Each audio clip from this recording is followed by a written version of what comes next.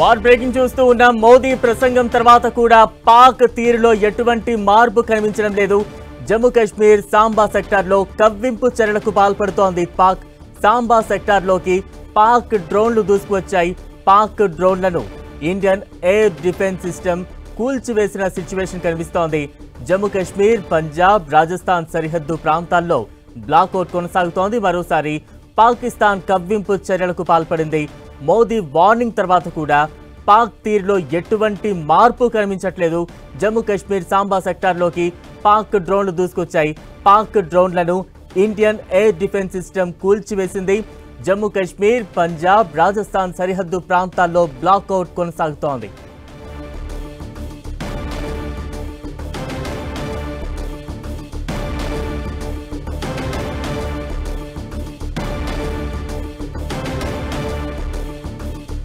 మోదీ ప్రసంగం తర్వాత కూడా పాక్ తీరులో ఎటువంటి మార్పు కనిపించట్లేదు. జమ్మూ కాశ్మీర్ సాంబా సెక్టార్లో కవ్వింపు చర్యలకు మరోసారి పాల్పడింది పాక్.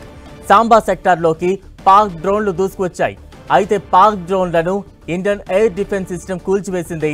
జమ్మూ కాశ్మీర్, పంజాబ్, రాజస్థాన్ సరిహద్దు ప్రాంతాల్లో బ్లాక్అవుట్ ఉంది.